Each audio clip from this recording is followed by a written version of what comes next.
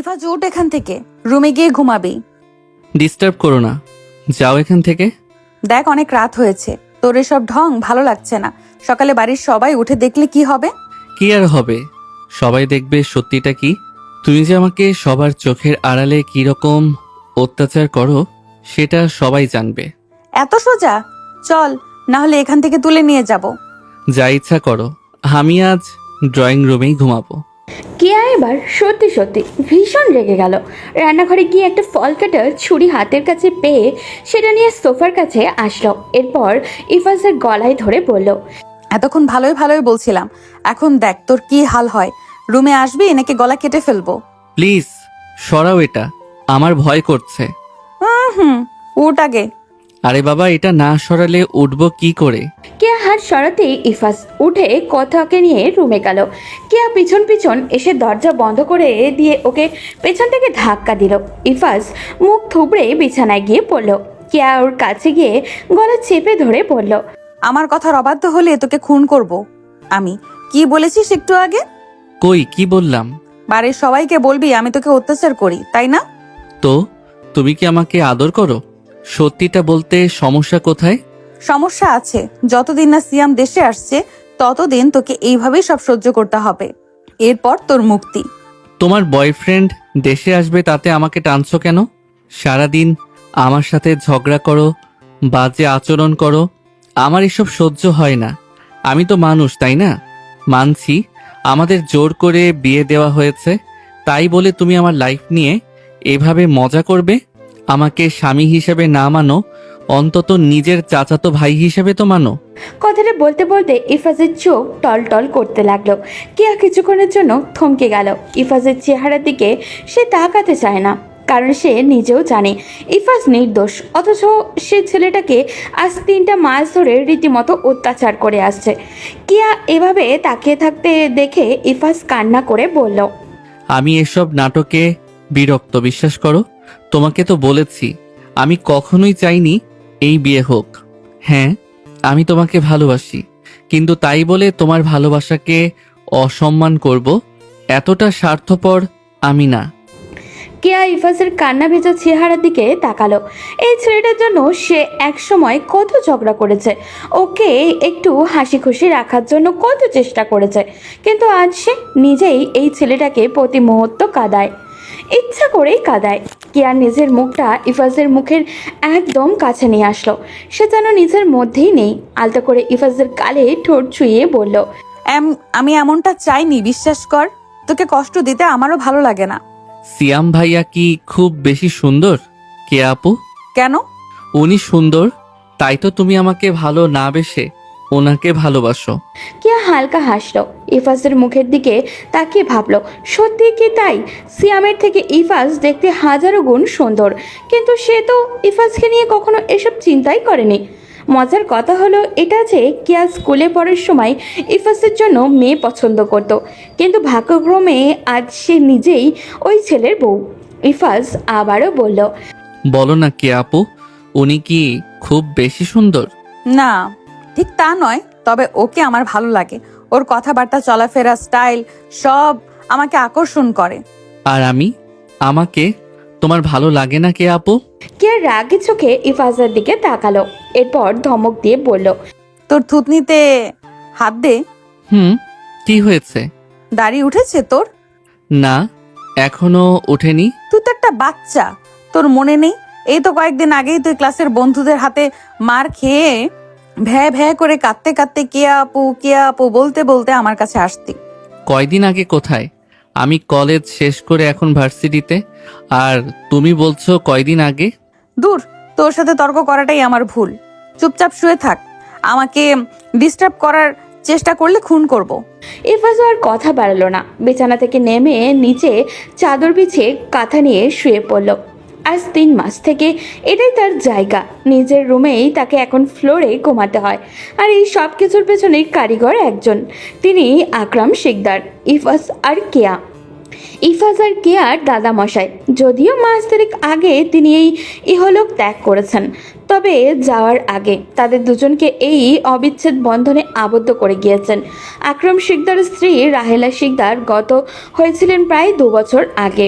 এরপর থেকেই প্রায় আকরাম শিকদার চুপ করে ঘরের মধ্যে না হয় বাগানের এক কোণে বসে থাকতেন। কথাবার্তায় লাগাম টেনেছিলেন তিনি, খুব প্রয়োজন ছাড়া কাউকে ডাকতেন না। তবে তার 2 ছেলে আর 2 ছেলের মেয়ের মধ্যে মিল ছিল প্রচুর। বড় ছেলে আশরাফ শিকদার, 1 ছেলে ও 1 মেয়ে, রাহাত আর কেয়া। আর দ্বিতীয় মেয়ে, দুজনেরই বিয়ে হয়েছে বেশ কয়েক বছর হলো। স্বামী সন্তান নিয়ে তারা দিব্যি দিন কাটাচ্ছে। আকরাম শিকদারের ছোট ছেলে শরীফ শিকদার পড়াশোনায় ছোট থেকেই ছিলেন ভীষণ মেধাবী, তাই আকরাম শিকদার ছেলেকে বেশ চোখে চোখে রেখেছিলেন। আজ তার ফলও পাচ্ছেন। শিকদার বাড়ির বিশাল ব্যবসার ভার মানুষটা একাই টেনে চলেছেন বছরের পর বছর ধরে। তবে বিয়ের পর প্রথম 4-5 বছর কোনো সন্তানের মুখ দেখেননি শরীফ শিকদার। একটা সন্তানের জন্য কী না করেছেন উনি। অবশেষে তার ডাক হয়তো সৃষ্টিকর্তা পছন্দ হলো, কোলে আলো করে এলো এক পুত্র সন্তান। এর 3 বছর পর হলো আরেকটা মেয়ে। তবে ছেলেটা ছোট থেকেই বাবার হুবহু কপি সে, তাই আকরাম শিকদারের কাছে তার মূল্যায়ন ছিল অন্য সবার থেকে আলাদা। অবশেষে মৃত্যুর আগ মুহূর্তে তার কী যে মনে হলো, হঠাৎই সবাইকে জোর করে বললেন তিনি তার আদরের নাতনি কেয়াকে যেমন বাড়ির বাইরে বিয়ে দিতে চান না, তেমনি তার চোখের মণি ইফাজেরও জন্য বাইরের কাউকে ঘরে আনতে চান না। তাই দুজনের বিয়ের ব্যবস্থা করা হোক। আকরাম শিকদারের কথার পর শব্দ করার সাহস শিকদার বাড়ির কারোর তো ছিলই না। আশেপাশের এলাকার কারো ছিল কিনা তাও সন্দেহ। বিয়ে হলো, আয়োজনও নিজেই তদারকিও করলেন। এরপর সবাইকে কাঁদিয়ে নিজেই বিদায় নিলেন। এই হলো ইফাজ আর কেয়ার বিয়ের কাহিনী। কিন্তু সমস্যা হলো কেয়াকে নিয়ে। ভার্সিটিতে পা রাখতেই তার প্রেম হয় এক সিনিয়র ভাইয়ের সাথে। সিয়াম নামে সেই ছেলের সাথে বছরখানেক প্রেমের পর ওই ছেলের পরিবারে তাকে সুযোগ পেয়ে লন্ডনে পাঠিয়ে দেয়। মধ্যবিত্ত পরিবারে সিয়াম সুযোগ পেয়ে নিজের ভবিষ্যৎকে সাজাতে পাড়ি জমায় প্রবাসে। যাওয়ার আগে কেয়াকে কথা দিয়ে যায় ফিরে এসে সে কেয়াকে বিয়ে করবে। কেয়াও সেই থেকে অপেক্ষায় প্রহর গুনছিল। আজ 3টা বছর পেরিয়েছে, কিন্তু কেয়ার অপেক্ষা শেষ হয়নি। মাঝখানে তার জীবনে ঘটে গেছে কত কিছু, কিন্তু তবুও সে অপেক্ষা করবে, শেষ দিন পর্যন্ত করবে। এবার আমরা রুমে ফিরে আসি। কেয়া বিছানায় শুয়ে মনের সুখে কানে হেডফোন দিয়ে মুভি দেখছে। এদিকে ইফাজ ফ্লোরে শুয়ে মশার কামড় খাচ্ছে বেচারা। পরদিন সকালে ঘুম থেকে উঠে ইফাজকে এলোমেলোভাবে ফ্লোরে ছড়িয়ে ছিটিয়ে শুয়ে থাকতে দেখে কেয়া এগিয়ে এলো। প্রতিদিনই সে দেরি করে ঘুম থেকে ওঠে, তাই দেখা হয় না এই অবস্থা। আজ হঠাৎই চোখে পড়লে মনে হলো অনুশোচনা কাজ করলো। তার কাছে গিয়ে ডাক দিল, ইফাজ, ইফাজ ওঠ। ইফাজ চোখ ডলতে ডলতে সামনে তাকালো, এরপর কোনো মতে উঠে বসলো। কেয়া কিছুটা রাগী গলায় বলল, তোকে না বলেছি নিজেকে কন্ট্রোল করা শেখ? ঘুমের মধ্যে এমন ব্রেক ফেল গাড়ির মতো এদিক ওদিক গড়াগড়ি করিস কেন? কন্ট্রোল? আরে বাবা, আমি যখন ঘুমিয়ে থাকবো তখন কি কন্ট্রোলের সুযোগ থাকে? আমি একদম ঠিকঠাক ঘুমাই। উঠেই দেখি আমার কোলবালিশ, উঠেই দেখি আমার বালিশ বাংলাদেশে আর আমি পাকিস্তানে। এটা কি আমার দোষ? হ্যাঁ, তোর দোষ। এগুলো একদিনে হয় নাকি? সারা দিন বাদরের মতো লাফালাফি করলে ঘুমেও তার প্রভাব পড়বে। আর কিছু নিয়ে সমস্যা হওয়ার বাকি আছে? আমার খাওয়া নিয়ে প্রবলেম, হাঁটা নিয়ে প্রবলেম, থাকা নিয়ে প্রবলেম। আসলে মূল কথা হচ্ছে তুমি আমাকেই সহ্য করতে পারো না। সেটা তুমি সবার সামনে বললে সমস্যা কোথায়? যা ভাগ এখান থেকে, সোজা গিয়ে ফ্রেশ হয়ে আয়। লেট করে পরে আমাকে ওয়েট করতে বললে উষ্টা দিব। বলেই কেয়া রীতিমতো রুম থেকে পালালো। ওদিকে নিচে চলেছে আর এক বিশ্বযুদ্ধ। ইফাজের ছোট বোন ঈশা তার মা আর তার বড় মার সাথে রীতিমতো যুদ্ধ বাঁধিয়ে দিয়েছে। সকাল সকাল তাদের কাজ এটাই। রাহাদের বউ রান্নাঘরে রাস্তা তৈরি করছে, এদিকে এরা 3 জন বসে বসে কেয়া আর ইফাজের ছেলে মেয়ের নাম ঠিক করছে। ঈশার দাবি একটাই, ছেলে হোক বা মেয়ে, নাম হতে হবে তার নামের সাথে মিলিয়ে। সে বেশ জোর গলায় দাবি জানালো, দেখো বড় মা, আমি তো ওর একমাত্র ফুপি হব, সেই হিসাবে অধিকারটা কার বেশি বলো? ছেলে হলে নাম হবে ঈশান আর মেয়ে হলে নিশা, এটাই ফাইনাল। বললেই হলো। আমার নাতি নাতনির নাম রাখবো তোর মতো উড়নচণ্ডী মেয়ের নামের সাথে মিলিয়ে, জানিস না মানুষের নামের প্রভাব তার আচরণে পড়ে। কি? আমাকে অপমান? ঈশা শিকদারকে অপমান কিছুতেই মেনে নেওয়া যায় না। দরকার হয় রাজপথে নামবো, মিছিল করব, ভাঙচুর করব, তবু এই অপমানের বদলা আমি নিয়েই ছাড়বো। কিয়া নিচে এসে ঈশাকে ভাষণ দিতে দেখে মাথায় চাটি মেরে বলল, সকাল সকাল প্রতিদিন তোর একটা না একটা কাহিনী লেগেই থাকে, তাই না? এই সময়টা যদি পড়াশোনার পেছনে কাজে লাগাতি তাহলে তো অন্তত ভালো রেজাল্ট করতে পারতি। মাই ডিয়ার সিস্টার, আপনার অবগতির জন্য জানানো যাচ্ছে যে আপনি নিজেও গত বছর একটি বিষয়ে 100 মার্কের মধ্যে 11 পেয়েছিলেন। দয়া করে পরবর্তী সময় আমাকে জ্ঞান দেওয়ার সময় নিজের মার্কশিটটা দেখে আসবেন। মনে দেখেছো তোমার মেয়ে কেমন মুখের উপর কথা বলে? আর আমি তো তাও 11 পেয়েছি। তুই তো পরীক্ষার খাতায় বড় বড় 2টা হাঁসের ডিম পেয়েছিলি, সেটার কথা ভুলে গেছিস? না, ভুলিনি। আর সত্যি বলতে এটাও একটা যোগ্যতা, বুঝলে? পরীক্ষায় তো একটা সঠিক উত্তর ভুলে মেরে দিলেও মাঝে মাঝে সঠিক হয়ে যায় 1-2টা। সেখানে ঠিক কতটা মনোযোগ দিয়ে ভুল লিখলে 00 পাওয়া যায় ভাবতে পারছো? আহা কেয়া, ওই পাগলের সাথে তর্ক করাটাই বৃথা। তোদের কতদিন না করেছি, ওর সাথে তর্কে জড়াবি না। ততক্ষণে বাড়ির বড়রা সবাই এসে পড়েছে, তাই এদিকটা ঠান্ডা হয়ে গেল। খেতে বসে শরীফ সাহেব একটু পরপর মেয়ের দিকে তাকাচ্ছেন। মেয়ে তার ভীষণ চিন্তিত কোনো একটা ব্যাপার নিয়ে। ঈশা এত চিন্তায় ডুবে থাকতে দেখে তিনি জিজ্ঞাসা করলেন, কি আম্মাজান, কি নিয়ে এত চিন্তায় ডুব দিলেন? বাবার কথায় ঈশা মুচকি হেসে বাবার দিকে তাকালো। একটু বেশি বকবক করলেও ঈশার সবার বড্ড আদরের। ও একাই তো এই বাড়িটাকে প্রাণবন্ত করে রাখে। ঈশা কিছুক্ষণ চুপ থাকার পর বাবার দিকে তাকিয়ে জিজ্ঞাসা করলো, আচ্ছা বড় আব্বু, আব্বু তোমরাই বলো, ফুপির অধিকার বেশি নাকি দাদু নানুদের? ঈশার কথা বুঝতে বিন্দু মাত্র বেগ পেতে হলো না তার।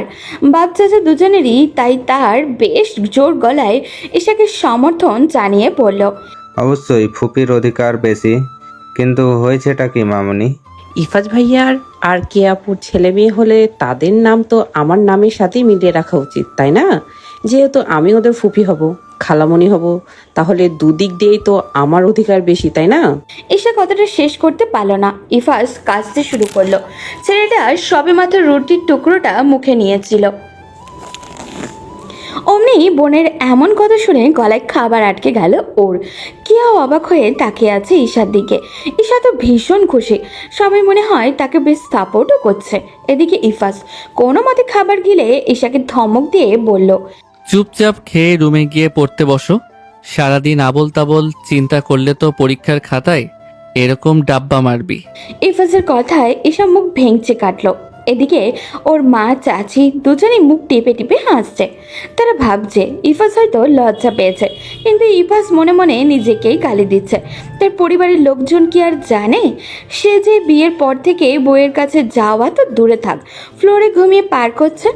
নাস্তা শেষ করে ইফাজ রুমে এসে দেখলো কিয়া ভার্সিটিতে যাওয়ার জন্য রেডি হচ্ছে। ইফাজ কোনো কথা না বলে নিজেও রেডি হতে লাগলো। তখন কিয়া হঠাৎ করে জিজ্ঞাসা করলো, বাড়ির সবাই আমাদেরকে নিয়ে অনেক স্বপ্ন দেখছে, তাই না ইফাজ? ওদের কত স্বপ্ন আমাদের বেবি হবে, সংসার হবে, কিন্তু সত্যিটা তো কেউ জানে না। ইফাজ কিছু বলল না। কিয়া উত্তর না পেয়ে কিছুক্ষণ ইফাজের দিকে তাকিয়ে আবারও নিজের কাজে মন দিল। ইফাজ তাড়াহুড়ো করে রেডি হয়ে বেরিয়ে যাবে, তার আগেই কিয়ার একদম কাছে চলে আসলো। হঠাৎই এমন হওয়ায় কিয়া কিছুটা ভয় পেয়ে গেল। ইফাজ ফিস ফিস করে বলল, বাড়ির সবার স্বপ্ন আমি না, তুমি নষ্ট করছো। ওদের সামনে একটা মিথ্যার দেয়াল তৈরি করেছো। একদিন সেই মিথ্যার দেয়াল পাড়ি দিতেই হবে। আর সেদিন শুধু তুমি না, তোমার কারণে আমাকেও সবার সামনে দোষী হতে হবে। তোমার একজনের সুখের জন্য পুরো পরিবারটা শেষ হয়ে যাবে। তবুও বিশ্বাস করো, আমি মন থেকে চাই তুমি সুখে থাকো, তোমাদের ভালোবাসা যেন পূর্ণতা পায়। এখন আর দাঁড়িয়ে না থেকে তাড়াতাড়ি নিচে আসো। অলরেডি আমরা দুজনেই লেট করে ফেলেছি। বলেই ইফাজ দ্রুত রুম ত্যাগ করলো। কিয়া কিছুক্ষণের জন্য ঘরের মধ্যে চলে গেছিল। আসলে কি সে একটু বেশি স্বার্থপর হয়ে যাচ্ছে? দিনের পর দিন সে একটা মিথ্যা সম্পর্ক চালিয়ে নিয়ে যাচ্ছে, আর সেই সম্পর্কই যে একদিন তার জন্য কাল হয়ে দাঁড়াবে এটা নিশ্চিত। তবে এখন আর ফিরে যাওয়ার সুযোগ নেই। জীবন তাকে যেদিকে নিয়ে যায় সেদিকে যেতে সে বাধ্য। কেয়া নিচে নেমে দেখলো ইফাজ বাইক নিয়ে অপেক্ষা করছে। কেয়া চুপচাপ বাইকের পেছনে উঠে বসলো। ভার্সিটিতে পৌঁছাতেই দুইজন নেমে দুই দিকে রওনা দিল। ইফাজ এসে বন্ধুদের পাশে বসতেই ওর বন্ধু সামি বলল, দোস্ত, তোর জন্যই আমরা অপেক্ষা করছিলাম এতক্ষণ। মামা, আজকে না তোর জন্য একটা সারপ্রাইজ আছে। আমার জন্য সারপ্রাইজ আছে? কি সারপ্রাইজ? পাগল নাকি বেটা? সারপ্রাইজ বলে দিলে কি আর সেটা সারপ্রাইজ থাকে? ইফাজ চিন্তায় পড়ে গেল, কি সারপ্রাইজের কথা বলছে ওরা। ক্লাস শেষে যখন ইফাজ বের হচ্ছিল তখন তাদের ক্লাসমেট নিহা এসে ইফাজের পথ আটকে দাঁড়ালো। ইফাজের বন্ধুরাও সাথে ছিল। নিহা সবার সামনে ইফাজের দিকে একটা ফুল এগিয়ে দিয়ে বলল, ইফাজ, আমি তোমাকে অনেকদিন থেকে একটা কথা বলবো ভেবেও বলতে পারছিলাম না। আমি আজ আমার মনের কথা তোমাকে বলতে চাই। আমি তোমাকে ভালোবাসি ইফাজ, খুব ভালোবাসি। নিহার কথায় ইফাজ আকাশ থেকে পড়ল। সে নিহার সাথে কখনো তেমন একটা কথাই বলেনি, তাহলে মেয়েটা তাকে কিভাবে ভালোবাসতে পারে? ইফাজকে চুপ থাকতে দেখে নিহা আবারও বলল, আমি জানি ব্যাপারটা তোমার কাছে অবাক লাগতে পারে, তবে আমি সত্যি বলছি, আমার তোমাকে অনেক আগে থেকে পছন্দ, কিন্তু কখনো মুখ ফুটে বলতে পারিনি। ইফাজ কিছুক্ষণ চুপ করে থাকলো। ওর বন্ধুরা ওকে বারবার ইশারা করছে হ্যাঁ বলার জন্য, আর বলবে নাই বা কেন। নিহা দেখতে ভীষণই সুন্দর, যে কোনো ছেলেই তাকে পছন্দ করবে। ইফাজ নিহাকে কষ্ট দিতে চাইল না। সে মাথা নিচু করে বলল, দেখো নিহা, আমার তোমার প্রতি এমন কোনো ফিলিংস নেই। আমার তোমার অনুভূতিকে সম্মান করি। তোমার কোনো আপত্তি না থাকলে আমরা ভালো বন্ধু হতে পারি। আমি জানি ব্যাপারটা তোমার হজম হতে সময় লাগবে, তবে আমার তোমার প্রতি সত্যি বলতে এমন কোনো ফিলিংস নেই। নিহা চুপ হয়ে গেল। স্বামী আর রেহান একে অপরের দিকে হ্যাবলার মতো তাকিয়ে আছে। একটু পর নিহা হাত বাড়িয়ে দিয়ে বলল, ওকে, তাহলে আমরা না হয় বন্ধুই হলাম। তবে যদি কখনো তোমার আমার প্রতি বিন্দু মাত্র ফিলিংস তৈরি হয় তাহলে আমাকে জানাবে, কেমন? ইফাজ মাথা নাড়িয়ে নিহার হাত মেলালো। পাশ থেকে স্বামী বলল, বিয়ের মিষ্টি না হয় নাই খাইলি, অন্তত বন্ধুত্বের ট্রিট দে নিহা। তোর জন্য কত প্ল্যান করলাম আমরা। আচ্ছা চলো, আজকে আমি তোদের খাওয়াবো। তোরা কেউ ক্লাস করবি না? শুধু আমরা না, আজ তুইও ক্লাস করবি না, চল তাড়াতাড়ি। বলে নিহা ইফাজকে টেনে বাইরে নিয়ে যেতে লাগলো। ইফাজ অবাক হলো নিহার আচরণে। মুহূর্তে মেয়েটা তাদের সঙ্গে মিশে গেছে। পুরোটা দিন তারা একসঙ্গে ঘুরে বেড়ালো। ওদিকে ক্লাস শেষ করে ইফাজকে খুঁজে না পেয়ে কেয়া একাই বাসায় চলে আসলো। বাসায় এসেও ইফাজকে না দেখে খানিকটা অবাক হলো কেয়া। এই সময় গেল কই ছেলেটা? কেয়া রুমে শুয়ে ছিল তখন সিয়াম কল করলো। কেয়া ফোন ধরতেই ওপাশ থেকে সিয়াম বলল, তোমার জন্য একটা গুড নিউজ আছে বেবি। Good news? তা শুনি, কি গুড নিউজ? আমি আগামী মাসেই দেশে আসছি। সত্যি? ইস বেবি, আমার ছুটি কনফার্ম হয়েছে। আগামী মাসের শুরুতেই আমি দেশে আসছি। কিন্তু তোমার বাসায় কি করবে? আমার বাসায় আবার কি সমস্যা? আরে বাবা, তুমি ইফাজকে ডিভোর্স না দিলে আমরা বিয়ে করব কিভাবে? আমাদের এতদিনের স্বপ্ন পূরণ হবে না? কিয়া এবার চুপ করে গেল। এতক্ষণ তার মন খুশিতে লাফাচ্ছিল, কিন্তু এক মুহূর্তেই সব কেমন যেন নীরবতায় চেয়ে গেল। সত্যিই তো, সে যদি ইফাজকে ডিভোর্স না দেয় তাহলে সিয়ামের সাথে কিভাবে বিয়ে হবে? কিয়া চুপ করে থাকতে দেখে সিয়াম বলল, তুমি ইফাজের সাথে কথা বলো, ও নিশ্চয়ই তোমাকে এই বিষয়ে হেল্প করবে। কেয়া শুধু মাথা নাড়ালো। এরপর কিছুক্ষণ দুজনে কথা বলে ফোন রেখে দিল। কেয়া সে যে চিন্তায় ডুব দিয়েছে, আর সেই চিন্তা থেকে বের হতে পারছে না ও। পুরো বাড়ির মানুষ ইফাজ আর ওর বিয়েতে নিয়ে কতটা সিরিয়াস। এতগুলো মানুষকে কষ্ট দিয়ে কি সুখিত হতে পারবে? কেয়া ভেবে পাচ্ছে না তারা কি করা উচিত। সন্ধ্যা নেমেছে বেশ কিছুক্ষণ আগেই। ইফাজ পিঠে ব্যাগ ঝুলে বাসায় ঢুকতেই ওর মা করে চোখে তাকালেন ইফাজের দিকে। ইফাজ কোনো মতে মায়ের চোখে ফাঁকি দিয়ে রুমে ঢুকলো। ইফাজকে এমন চোরের মতো রুমে আসতে দেখে কেয়া চোখ ছোট ছোট করে জিজ্ঞেস করলো, কিরে, সারাদিন কই ছিলি? আজকে ক্লাস করিসনি? আর বলিস না, সামি আর রেহান মিলে জোর করে ঘুরতে নিয়ে গিয়েছিল। আমি ভাবিনি এত লেট হয়ে যাবে। তুই কি ছোট বাচ্চা যে তোকে জোর করে নিয়ে চলে যাব? জোর কি শুধু ওরা করে নাকি? আমার সাথে অনেকেই অনেক কিছু জোর করে করিয়ে নেয়। সবার সাথে কি আর প্রতিবাদ করে পেরে ওঠা যায়? ইফাজের কথায় কেয়ার কপাল কুঁচকে গেল। সে কিছুটা সন্দিহান চোখে তাকিয়ে বলল, আমি কয়েকদিন থেকে খেয়াল করছি তুই সুযোগ পেলেই আমাকে খোঁচা মেরে কথা বলিস। দিন দিন তোর সাহস বেড়েই চলেছে। সত্যি কথা সবসময় একটু তেরা মনে হয়, সবাই সেটা সহ্য করতে পারে না। বলে ইফাজ ব্যাগ রেখে ওয়াশরুমে ঢুকে গেল। কেয়া চুপ মেরে গেল। ইফাজ আজকাল তাকে দমই দেয় না, কিন্তু কেয়ার মনে আজ অন্য কিছু চলছে। ইফাজ বের হবার পর কেয়া শান্ত চোখে বলল, চল আজ রাতে বাইরে খাবো, আমি তোকে খাওয়াবো, টেনশন করিস না। হঠাৎ আমার প্রতি মহারানীর এমন দয়া হওয়ার কারণ কি? এই জন্যই তোকে ভালো কিছু বলতে চাই না, সব কিছুতেই এত খুঁত খুঁত খুঁত খুঁত খুঁজতে হবে কেন? এখন বের হব? চল। বলে কেয়া উঠে রেডি হয়ে গেল। ইফাজ কাপড় পাল্টে কেয়াকে নিয়ে বের হচ্ছিল, তখন কেয়ার মা তাদের দেখে জিজ্ঞাসা করলেন, কি রে, তোরা এই সময় কোথায় যাচ্ছিস? ইফাস না এই মাত্র বাসায় আসতো? আজকে আমরা বাইরে খাবো মা, তোমার জামাই নাকি অনেক দিন থেকে আমাকে নিয়ে বাইরে যাওয়ার প্ল্যান করছে, কিন্তু পারছে না। মেয়ের কথা শুনে খুশিতে চোখ ঝলমল করে উঠল কেয়ার মায়ের। এদিকে ইফাজ হাঁ হয়ে কেয়ার দিকে তাকিয়ে আছে। এই মেয়ে কি ভয়ঙ্কর মিথ্যা কথা বলতে পারে? কেয়া ইফাজের হাত ধরে বলল, এভাবে দাঁড়িয়ে থাকবে নাকি? চলো, দেরি হয়ে যাচ্ছে। ইফাজ কার্টুনের মতো কেয়ার হাত ধরে ধরে বাইরে আসলো। বাইকের কাছে এসে এখনো বলদের মতো কেয়ার দিকে তাকিয়ে আছে ইফাজ।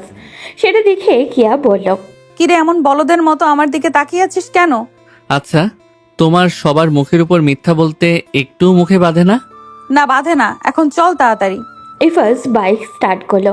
কেয়া পেছনে বসে ইফাজকে জড়িয়ে ধরলো। যে কেউ এই দৃশ্য দেখলে বলবে তারা কি হ্যাপি কাপল, অথচ বাস্তবতা সম্পূর্ণ ভিন্ন। দুজন একটা রেস্টুরেন্টে খাবার খেয়ে বাইরে আসলো। বাইক নিয়ে অন্ধকার রাস্তায় ঘুরে বেড়াচ্ছে দুজন। ইফাজ রাস্তার পাশে একটা টঙের দোকান থেকে 2 কাপ চা নিয়ে ল্যাম্পপোস্টের আলোর নিচে বসলো। কেয়া ধোয়া ওঠা গরম চায়ে চুমুক দিয়ে ইফাজের দিকে তাকিয়ে আছে। কোনো জানি আজকে ইফাজকে তার কাছে ভীষণ সুন্দর লাগছে। কেয়া জানে না তার কেন এমন হচ্ছে। ইফাজ কেয়াকে চুপ থাকতে দেখে বলল, একটা সত্যি কথা বলবে কে আপু? বল। সত্যি বলো, আজকে কি হয়েছে? মনে হচ্ছে আজকে তোমার মুড একটু বেশিই ভালো। ইফাজের কথায় হালকা হাসলো কেয়া। ইফাজ ওকে বুঝতে পারে ছোট থেকেই। কেয়া উঠে ইফাজের কাছে গেল। ইফাজ বাইকে হেলা দিয়ে বসেছিল। কেয়া গিয়ে তার পাশে হেলান দিয়ে বলল, আমার অপেক্ষার অবসান ঘটতে চলেছে ইফাত। কেয়ার কথায় ইফাজের পুরো পৃথিবী যেন কয়েক মুহূর্তের জন্য থমকে গেল।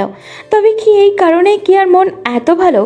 ইফাজ মনে প্রাণে চাইছে সে যেটা ধারণা করছে সেটা যেন না হয়, কিন্তু সব কিছু কি আর মানুষের চাওয়া মেনে হয় নাকি? কেয়া মুখে হাসি বজায় রেখে বলল, জানিস, আজ বিকেলে সিয়াম কল করেছিল, ও আগামী মাসে দেশে আসছে। আমার এতদিনের অপেক্ষা শেষ হবে ইফাজ। কেয়ার কথায় ইফাজের ভিতরে রক্তক্ষরণ শুরু হলো। এই ভয়টাই সে পাচ্ছে। সে জানতো একদিন তাকে এই মুহূর্তের সম্মুখীন হতেই হবে। এরপরেও সে পাগলের মতো এই মেয়েটাকে ভালোবেসে এসেছে। ইফাজকে চুপ থাকতে দেখে কেয়া বলল, কিরে, তুই আমার কথা শুনে খুশি হসনি? দেখ, ছোট থেকে তোর একদম ছোট কোনো প্রাপ্তিতেও আমি সেলিব্রেট করেছি, আর এখন আমার লাইফের এত বড় একটা ম্যাটার, আমার এতদিনের চাওয়া পূরণ হচ্ছে। তুই খুশি হসনি ইফাজ? ইফাজ কেয়ার দিকে তাকিয়ে ভয়ঙ্কর একটা হাসি দিল। এই হাসির মানে কেয়ার জানে না, তবে কেয়ার মনে হচ্ছে জীবনে দেখা সবচেয়ে সুন্দর হাসি হয়তো এই ছেলেটাই দিতে পারে। ইফাজ হঠাৎই কেয়াকে জড়িয়ে ধরে বলল, আমার সব চাওয়া জুড়ে তুমি থাকো কে আপু। আমার প্রতিটা স্বপ্নে আমি তোমাকে অংশীদার মানি। তোমার জীবনের এত বড় একটা মুহূর্তে আমি খুশি হব না তা কি কখনো হয়? আমি খুব খুশি হয়েছি, সত্যি বলছি। যদি আগে জানতাম এই কারণে আমাকে ট্রিট দিচ্ছ, তাহলে তোমার জায়গায় আমি তোমাকে ট্রিট দিতাম। কেয়ার মুখে হাসি ফুটে উঠল। সে জানে ইফাজ তাকে ভালোবাসে। ইফাজ অনেকবার সেটা তাকে বলেওছে, কিন্তু কেয়া ভাবতে পারেনি ইফাজ এত সহজে সব মেনে নিতে পারবে। সে খুব চিন্তায় ছিল ওকে নিয়ে। ইফাজ ভিতরে ভিতরে শেষ হয়ে যাচ্ছে। চোখ চেপে রেখে জল আটকানোর চেষ্টা চালাচ্ছে ও। তার এত কষ্ট হয়তো সৃষ্টিকর্তাও পছন্দ হলো না। ঝিরঝিরি বৃষ্টি শুরু হলো। কেয়া তাড়া দিয়ে বলল, এই যা, বৃষ্টি শুরু হয়ে যাচ্ছে, চল তাড়াতাড়ি বাসায় ফিরতে হবে। ইফাজ তাড়াহুড়ো করে বাইক স্টার্ট করলো, কিন্তু বেশি দূরে যেতে পারলো না। ঝুম বৃষ্টির কবলে পড়লো ওরা দুজন। কেয়া ইফাজের সাথে লেপ্টে আছে। ইফাজও কোনো মতে বাড়ির কাছে আসলো।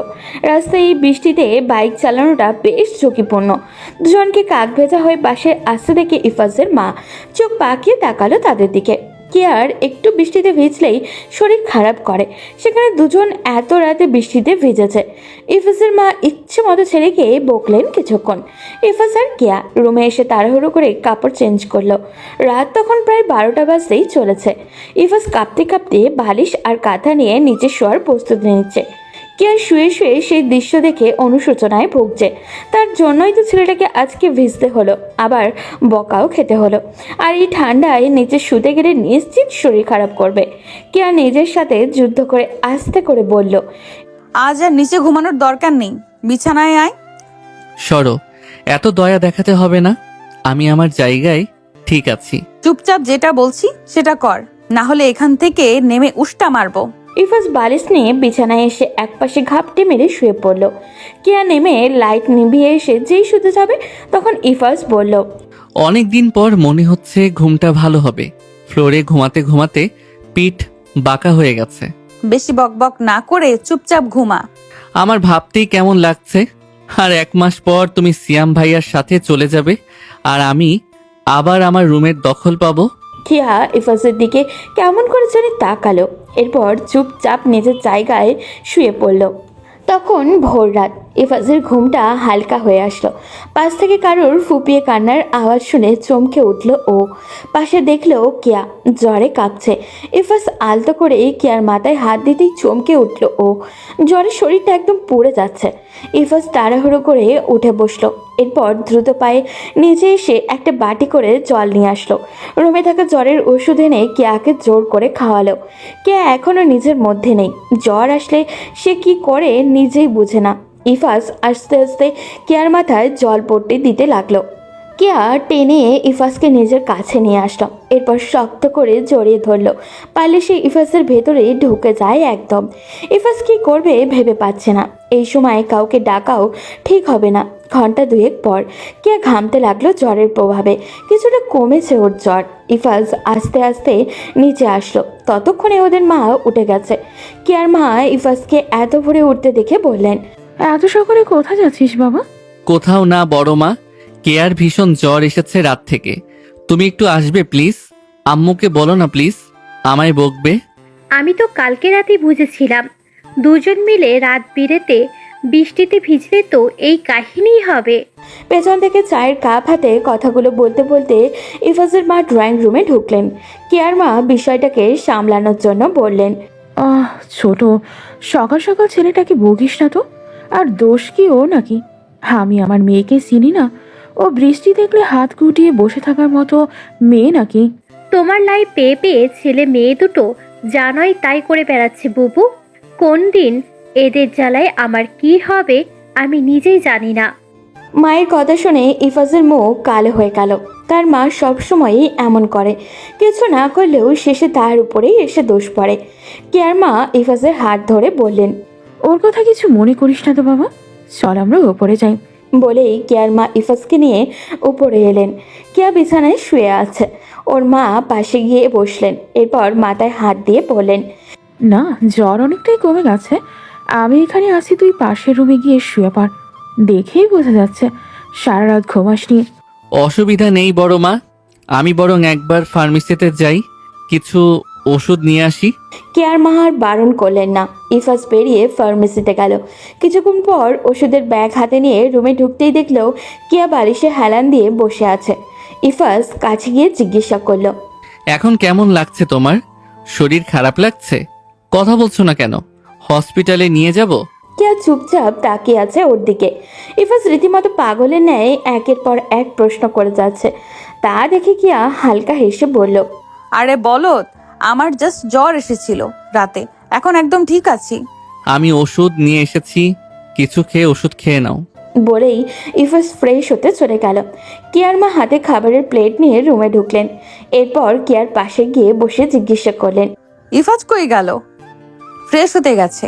আহারে, আমার ছেলেটা সারা রাত 2 চোখের পাতা এক করেনি, সকালে উঠেও কত দুশ্চিন্তায় ছিল। তুই কেন এমন বাচ্চাদের মতো করিস? হয়েছে তো আম্মু, এখন আমার ভালো লাগছে না কিছু। তা ভালো লাগবে কেন? বৃষ্টিতে ভেজার সময় মনে ছিল না এসব? মাঝখান থেকে আমার ছেলেটাকে দুশ্চিন্তায় ফেলেছিস। বলেই কেয়ার মা বেরিয়ে গেলেন। ইতিমধ্যে ইফাজও ফ্রেশ হয়ে বেরিয়ে গেছে। সে টেবিলের উপরে খাবারের প্লেট দেখে সেটা এগিয়ে নিয়ে গেল কেয়ার কাছে। এরপর বলল, নাও, খাবারটা খেয়ে ওষুধ খেয়ে নাও, ভালো লাগবে। এখন খেতে ইচ্ছে করছে না, পরে খাবো। ইচ্ছে না করলেও খেতে হবে, না হলে শরীর আবার খারাপ করবে। তাহলে তুই খাইয়ে দে, আমার এখন হাত দিয়ে খেতে ভালো লাগছে না। ইফাজ খানিকটা অবাক হলেও রাজি হয়ে গেল। এরপর নিজের হাতে কেয়াকে খাইয়ে দিল। কেয়া খাওয়ার সময় শুধু ইফাজের দিকেই তাকিয়েছিল। আজকাল ছেলেটাকে কেমন আপন আপন লাগে কেয়ার। এই অনুভূতির সাথে সে নতুনভাবে পরিচিত হচ্ছে। কেন এমন অদ্ভুত ফিলিংস হয় তার তা জানা নেই। সকাল 9টা। ইফাজ ভার্সিটির উদ্দেশ্যে রওনা দিল। কেয়া আজ যাবে না। ইফাজ পৌঁছাতেই ওর বন্ধুরা ওকে ঘিরে ধরল। নিহাও ওদের সাথে আগে থেকেই উপস্থিত। ইফাজের কাছে যেতে নিলেই নিহা বলল, তুমি একটু আগে আসতে পারো না ইফাজ?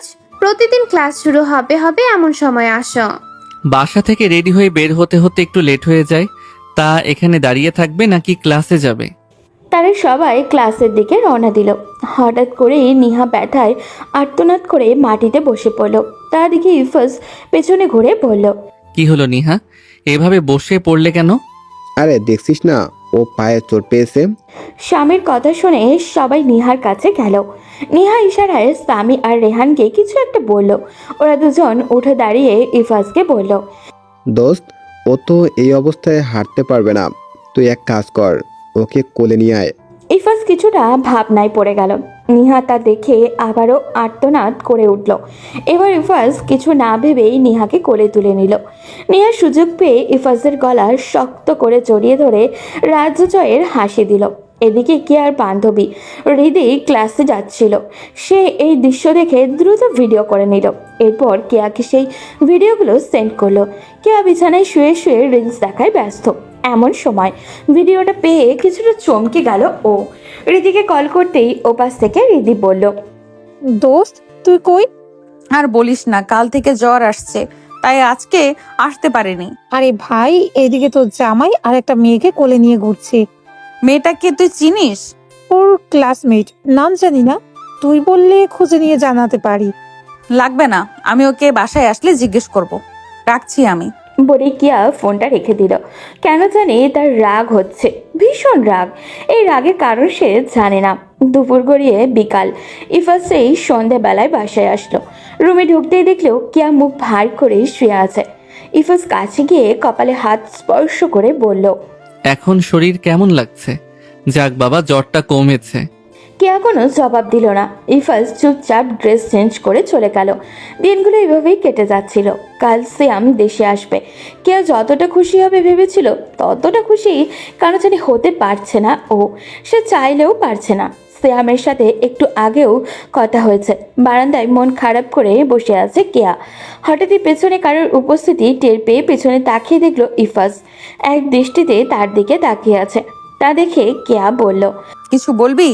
তোমার তো আজকে খুশি হওয়ার কথা, কিন্তু এভাবে মুখ ভার করে বসে আছো কেন? বাসার সবাইকে কিভাবে বোঝাবো ইফাজ? ওরা বিষয়টাকে কিভাবে মানবে? ইফাজ কেয়ার কাছে আসলো। এরপর হাত বাড়িয়ে কেয়ার 2 হাত চেপে ধরল। কেয়া কিছুটা চমকে গেল ওর আচরণে। ইফাজ নরম গলায় বলল, আমার উপর ভরসা রাখতে পারো। আমি অলরেডি সব ব্যবস্থা করে ফেলেছি। বাড়ির সবাইকে বলেছি আমাদের দুজনের নতুন বিয়ে হয়েছে, কিছুদিন একা সময় কাটালে সম্পর্কটা একটু স্বাভাবিক হবে। প্রথমে কেউ রাজি হয়নি, পরে বড় মার সাহায্য নিয়ে আমাদের নতুন ফ্ল্যাটে যাওয়া ম্যানেজ করেছি। ওখানে গেলে সিয়াম ভাইয়ার সাথে দেখা করতে তোমার কোনো প্রবলেম হবে না। কেয়া ভীষণ অবাক হলো ওর কথা শুনে। সে এই ব্যাপারে কিছুই জানে না, এমনকি বাড়ির কাউকেও সে এই ব্যাপারটাকে কিছুই জানায়নি। কেয়া নিজের অজান্তেই ইফাজকে জড়িয়ে ধরে বলল, তুই এমন কেন ইফাজ? আমি সত্যি এসব চাপ নিতে পারছি না। বাড়ির সবাই এখন না হয় মানলো, কিন্তু সিয়ামের সাথে আমার বিয়ে হলে ওরা এই ব্যাপারটা কিভাবে নেবে? আমি সব সামলে নিব আপু। তুমি এখন তোমার জীবন নিয়ে ভাবো। তোমার এতদিনের অপেক্ষা, এত স্বপ্ন সব পূরণ হবে। আমার নিজেরই তো ভাবলে গা শিউরে ওঠে। তোমার কি এখন এসব নিয়ে চিন্তা করার সময়? আমি পারছি না, বিশ্বাস কর। আমি চাইলেও এখন খুশি হতে পারছি না। আমার কেন জানি মনে হচ্ছে আমি জেনে শুনে সবাইকে বিপদে ফেলতে যাচ্ছি। ইফাসার কিছু বলল না। কিছুক্ষণ পর কেয়াকে ছেড়ে দিয়ে রুমে গিয়ে জিনিসপত্র গোছাতে শুরু করলো। কেয়া এখনো বারান্দায় বসে আছে। একটু পর ঈশা লাফাতে লাফাতে ওদের রুমে ঢুকলো। ইফাসের সাথে চোকাচোকি হলেও কিছু না বলে ব্যালকনিতে আসলো ও। কেয়া ঈশাকে দেখে কিছু বলবে তার আগেই ঈশা রাগ দেখিয়ে বলল, আমি তোমার থেকে এটা আশা করিনি কে আপু। কেন হলো আবার? আরে বাবা, মানুষ বিয়ের পর হানিমুন করতে যায় কক্সবাজার, থাইল্যান্ড, সিঙ্গাপুর এসব জায়গায়, আর তোমরা কিনা যাবে একটা ফ্ল্যাটে। ভাবতেই আমার গা কেমন গুলিয়ে আসছে। আমি কয়েকদিন আগে বড় আব্বুর সাথে ওই বাসায় গিয়েছিলাম। ছি ছি, কি জঘন্য পরিবেশ। কথা বলার মতো একটা মানুষও নেই। তোকে কে বললো আমরা হানিমুনে যাচ্ছি? আরে বাবা, মানুষ হানিমুনে কেন যায়? দুজনের মধ্যে একান্ত সময় কাটানোর জন্য, তাই না? তো ভাইয়া বলল তোমরা নাকি বাসায় স্বাভাবিক হতে পারছো না, তাই আলাদা কয়েকদিন সময় কাটাতে চাও। আমি তো ভাবছি তোমরা যাবে দেশের বাইরে, কিন্তু শেষে কিনা এই তোমাদের। আমার পরিবেশের অংশ বলতে আজ আমার নাক কান কাটা যাচ্ছে। ভালো লাগছে না ঈশা, যা এখান থেকে। গিয়ে নিজের পড়াশোনা নিয়ে চিন্তা কর। আমাদের নিয়ে তোর এত টেনশন করতে হবে না। প্লিজ কে আপু, তুই অন্তত আমাকে পড়া নিয়ে জ্ঞান দিস না। ইতিহাস সাক্ষী, তুই আমার থেকে বড় ভণ্ড মূর্খ। আমি তাও মাঝে মধ্যে টেনে টুরে পাশ করতে পারি, তুই আমার জায়গায় থাকতে তাও পারতি না। ইফাজ, ইফাজ, এদিকে আয় তো। কেন? এক গুণীজন বলেছিল লোকটা মরে গেছে, না হলে ওর নামটা মুখের ওপর বলে দিতাম। যে মানুষ যখন কারোর সাথে তর্ক হেরে যায় তখন যায় ভ্যা ভ্যা করে কান্না করে দেয়, আর না হয় অকারণে অভিযোগ শুরু করে। ততক্ষণে ইফাজ ঈশার পেছনে এসে দাঁড়িয়েছে। ঈশা অবস্থা সুবিধা নয় দেখে ইফাজের দিকে বড়দের মতো একবার ঠেকালো, তারপর বোকার মতো বলল, সাইড প্লিজ। কোনো এক ঐতিহাসিক বলেছিলেন যদি অবস্থা সুবিধা না হয় তাহলে সেই স্থান দ্রুত প্রস্থান করা উত্তম। বলে ঈশা দৌড় দিল। ইফাজ সেদিকে একবারও তাকে কেয়ার উদ্দেশ্যে করে বলল, আচ্ছা, ও কি সত্যি আমার বোন? কেয়া কিছুটা মজার ছলেই বলল, দেখে তো মনে হয় না আমার থেকে তোর আম্মু ভালো বলতে পারবে। একবার জিজ্ঞেস করে দেখিস। ধুর, তুমিও শুরু করেছো। বলে ইফাজ আবারও রুমে গিয়ে নিজের কাজে মনোযোগ দিল। পরদিন সকাল সকাল ইফাজ আর কেয়া বেরিয়ে পড়লো তাদের নতুন ফ্ল্যাটের উদ্দেশ্যে। আসার সময় কেয়ার মা বাটিতে করে খাবার দিয়েছেন যাতে দুপুরে রান্না করতে না হয়। বাসায় এসে দুজনে কিছুক্ষণ রেস্ট নিয়ে যে যার রুম গোছাতে শুরু করলো। এই বাসায় অবশ্য তাদের আর এক রুমে থাকার কোনো বাধ্যবাধকতা নেই। দুপুরে খাবার শেষ করেই ইফাজ তাড়া দিয়ে বলল, তুমি এখনো তৈরি হওনি? সিয়াম ভাইকে রিসিভ করতে যাবে না? এই তো যাবো রেডি হতে। ইফাজ এক প্রকার জোর করেই কেয়াকে তৈরি হতে বলল। কেয়ার রুমে গেল তৈরি হতে। ইফাজ ড্রয়িং রুমে বসে টিভি দেখছিল। প্রায় আধা ঘন্টা পর কেয়া রেডি হয়ে বের হলো। সাদা রঙের একটা শাড়ি পরেছে ও। ইফাজ এক দৃষ্টিতে কেয়ার দিকে তাকিয়ে বিড় বিড় করে বলল, ভেবেছিলাম তোমার সব সৌন্দর্য উপভোগের অধিকার একমাত্র আমার হবে কে আপু, কিন্তু ভাগ্য আমাকে এমন এক দোটানায় ফেলেছে যে আজ আমি নিজেই তোমাকে সাজিয়ে তোমার প্রিয় মানুষের সামনে উপস্থাপন করতে যাচ্ছি। তবুও আমার চাওয়া তুমি খুশি থাকো। ততক্ষণে কেয়া ইফাজের একদম সামনে এসে দাঁড়িয়েছে। ইফাজকে এভাবে তাকিয়ে থাকতে দেখে কেয়া বলল, কিরে, আমাকে কি খুব খারাপ দেখাচ্ছে? কি যে বলো, খারাপ দেখাবে কেন? দেখবে সিয়াম ভাই তোমাকে দেখে চোখই ফেরাতে পারবে না। কথাগুলো বলতে গিয়ে দম আটকে আসছিল ইফাজের। নিজের অজান্তেই চোখের কোণে জল এসে জড়ো হলো। ইফাজ শত চেষ্টা করলেও সেই জল গোপন করার কিন্তু ব্যর্থ হলো। কেয়া ইফাজের দিকে কিছুক্ষণ একভাবে তাকিয়ে থেকে চোখ ফিরিয়ে নিল ও। ইফাজ তাড়াহুড়ো করে বাইক স্টার্ট দিল। কেয়া ইফাজের পেছনে উঠে বসলো। দুজন মিলে এয়ারপোর্টে আসলো ওরা। বিকাল 3টার সময় সিয়াম এয়ারপোর্ট থেকে বের হলো। ওকে রিসিভ করতে ওর কিছু বন্ধুরাও এসেছে। সিয়াম ওর বন্ধুদের সাথে কথা বলে কেয়ার কাছে আসলো। কোনো দিকে না তাকিয়েই সে কেয়াকে জড়িয়ে ধরলো। ইফাজ পাশে দাঁড়িয়ে থেকে বিষয়টাকে সহ্য করতে পারছিল না। তবুও সে নিজেকে শান্ত রাখার চেষ্টা চালিয়ে যাচ্ছিল। সিয়াম ইফাসের দিকে তাকাতেই হালকা হেসে হাত বাড়িয়ে দিয়ে বলল, আর ইভাস, কত বড় হয়ে গেছো, দেখে চেনাই যাচ্ছে না। কেমন আছো? হ্যাঁ ভাই, ভালো। আপনার কি অবস্থা? আর বলো না, এতদিন একদম ভালো ছিলাম না। এখন তোমার বোনকে দেখে মনে হচ্ছে আস্তে আস্তে ভালো লাগছে। ইফাস কোনো মতে মুখে হাসিটা ধরে রাখলো। তার আর কেয়ার বিয়ের ব্যাপারটা সিয়ামের অজানা নয়। তবু সিয়াম এমন ব্যবহার করছে যেন সে এসব কিছুই জানে না। কেয়া ইফাসের দিকে তাকিয়ে দেখলো, ওর মুখে কালো হয়ে গেছে। কেয়ার কেন জানি খারাপ লাগলো ছেলেটার জন্য। সিয়াম কেয়ার হাত ধরে বলল, এখানে দাঁড়িয়ে থাকবি নাকি? চলো, আজকেই আমি তোমায় আমার বাবা মায়ের সাথে পরিচয় করিয়ে দেব। আজ থাক, তুমি সবে মাত্র দেশে এসেছো, বাসায় যাও, সবার সাথে দেখা করো। আমি তো আর পালিয়ে যাচ্ছি না। উফ জান, তুমি সবার কথা কেন ভাবছো? আমার কথা ভাবো না। আমি এতটা বছর ধরে শুধুমাত্র তোমার জন্য কষ্ট করে যাচ্ছিলাম। আমি দেশে আসছি একমাত্র তোমার জন্য। আমি বুঝতে পারছি, কিন্তু আজ না, কাল তোমার বাসায় যাব। ওকে, তাহলে কাল আব্বু আম্মুর সাথে আমাদের বিয়ের কথাটাও বলে ফেলবো। তুমি জানো না কেয়া, আমি তোমার জন্য কত প্ল্যান করে এসেছি। কেয়া কোনো জবাব দিল না। সিয়াম আরও কিছুক্ষণ বকবক করে ওর বাসার উদ্দেশ্যে রওনা দিল। এদিকে ইফাস কেয়াকে নিয়ে ওদের ফ্ল্যাটে আসলো। পুরোটা পথে ইফাস মুখ থেকে একটা শব্দও বের করেনি। কেয়ার কেমন জানি অস্বস্তি হচ্ছিল। সিয়ামকে এত বছর পর কাছে পেয়েও সে খুশি হতে পারছিল না। উল্টো ইফাসের জন্য ওর আরও খারাপ লাগছিল। ছেলেটা ভিতরে ভিতরে তো শেষ হয়ে যাচ্ছে, এটা কেয়া ভালোই বুঝতে পারছে।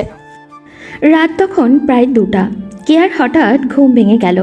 অনেক চেষ্টা করলো ঘুমানোর, কিন্তু পারল না। বিছানা ছেড়ে উঠে ড্রয়িং রুমের দিকে পা বাড়াতেই দেখলো সোফায় বেশ আয়েশ করে বসে একজন সিগারেটের ধোঁয়া চাচ্ছে। এই বাসার সে এবং ইফাস ব্যতীত আরে কেউই নেই। তার মানে কি এটা ইফাস? কেয়া এগিয়ে গেল সেদিকে, চুপচাপ পাশে গিয়ে বসে পড়ল। ইফাস বেশ গভীর চিন্তায় মগ্ন।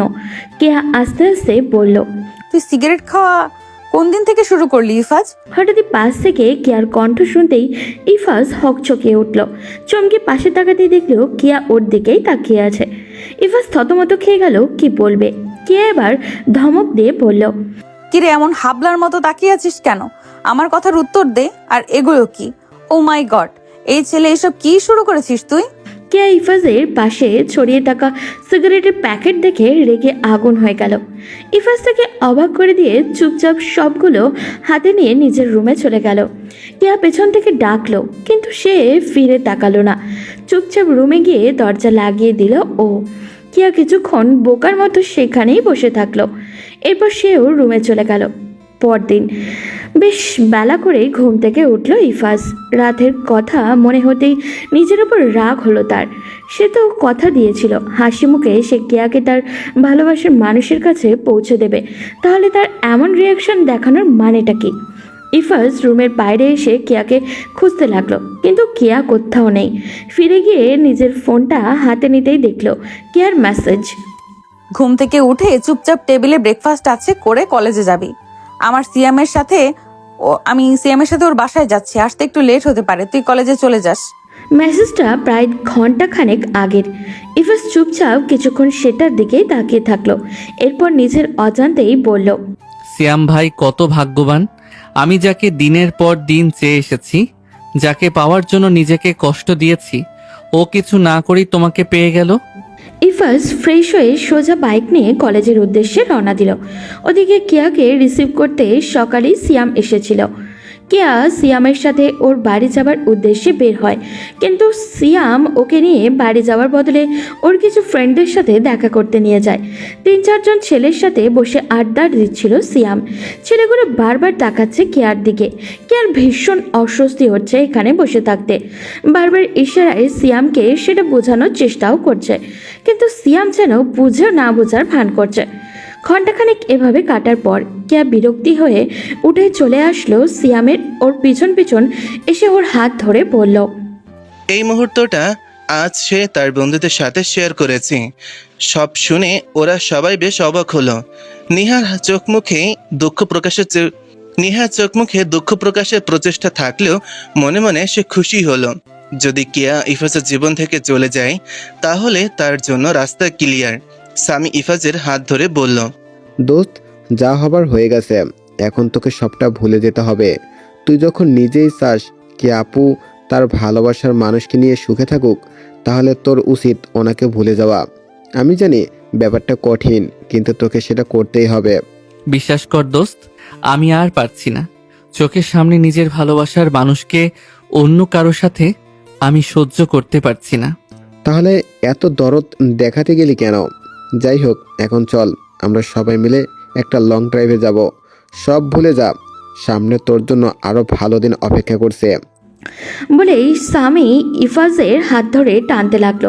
ইফাজ বাধ্য হয়ে বন্ধুদের সাথে বেরিয়ে গেল। ওদিকে কেয়াকে নিয়ে সিয়াম ওর বাসায় প্রবেশ করলো। সিয়াম ওর মায়ের সাথে কেয়াকে পরিচয় করিয়ে দিল। কেয়া ওনাকে সালাম দিল, কিন্তু ভদ্রমহিলার একবার কেয়ার দিকে তাকিয়ে চোখ ফিরিয়ে নিলেন।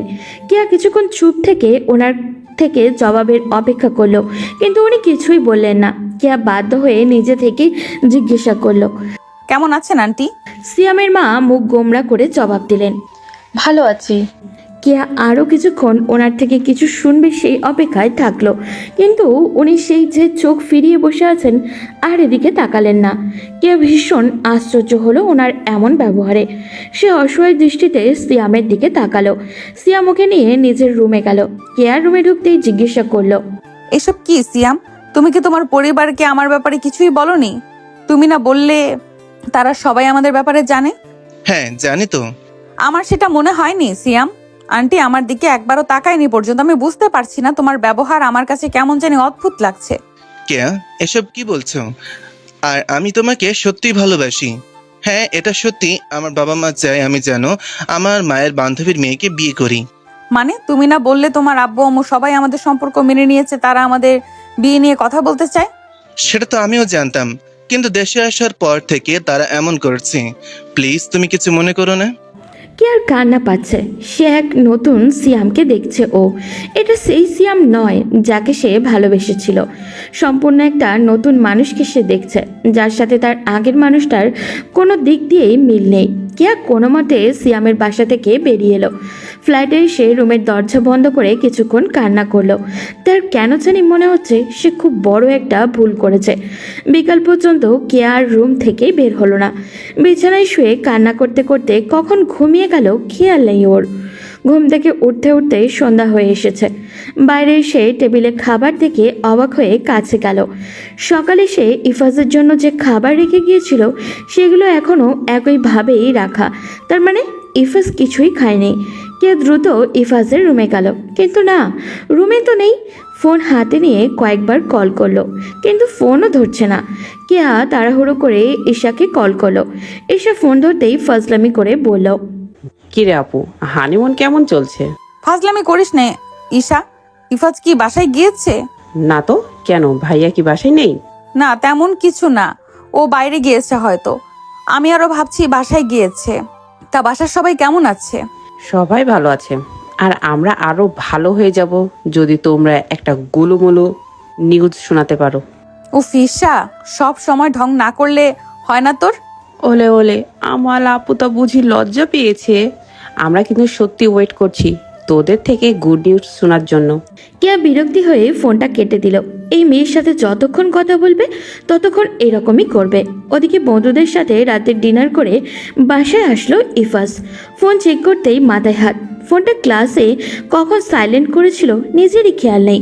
কি আর 20টার বেশি মিস কল। ইফাজ তাড়াহুড়ো করে কলিং বেলে চাপ দিতেই দরজা খুলে গেল, যেন তার জন্যই অপেক্ষায় বসেছিল কেউ। ইফাজ এক পা ঘরে দিতেই কেউ তার কলার চেপে ধরে ঠাস ঠাস করে দুই গালে দুইটা থাপড় বসিয়ে দিল। ইফাজ বুঝলো এটা কেয়ার কাজ, তাই মাথা তুলে তাকাতেই দেখলো কেয়ার রাগে চোখে ওর দিকে তাকিয়ে আছে। ইফাজ গালে হাত দিয়ে দাঁড়িয়ে আছে। কেয়া চিৎকার দিয়ে বলল, তোর কি বিবেক বুদ্ধি সব লোপ পেয়েছে? মানুষ তুই, বল কোথায় গিয়েছে? ইফাজ কি বলবে ভেবে পাচ্ছে না। কেয়া এতটা রেগে যাবে সে ভাবতে পারেনি। কেয়া ওকে চুপ থাকতে দেখে আরো রেগে গিয়ে বলল, কি হলো? আমার কথা কানে যাচ্ছে না তোর? কোথায় ছিলি এতক্ষণ? আমি আমার ফ্রেন্ডদের সাথে ঘুরতে গিয়েছিলাম, আসতে আসতে একটু লেট হয়ে গেছে। ফ্রেন্ড নাকি গার্লফ্রেন্ড? কোনটা? ফ্রেন্ডের সাথে ঘুরতে গেলে কল ধরা যায় না? কতবার কল দিয়েছি, খেয়াল রেখেছিস? ফেল করেছিস? তা করতে যাবি কেন? তুই তো তোর গার্লফ্রেন্ডকে সময় দিতে ব্যস্ত। দেখো আপু, না জেনে কথা বলো না। আমার সাথে কারো কোনো সম্পর্ক নেই। আমি আমার বন্ধুদের সাথে ঘুরতে গিয়েছিলাম। বলে ইফাজ তার রুমে চলে গেল। কেয়া রেগে সেখানেই দাঁড়িয়ে থাকলো। পরদিন সকালে কেয়া রেডি হয়ে ভার্সিটি যাওয়ার জন্য অপেক্ষা করছে। ইফাজ তাড়াহুড়ো করে বাইক স্টার্ট দিল।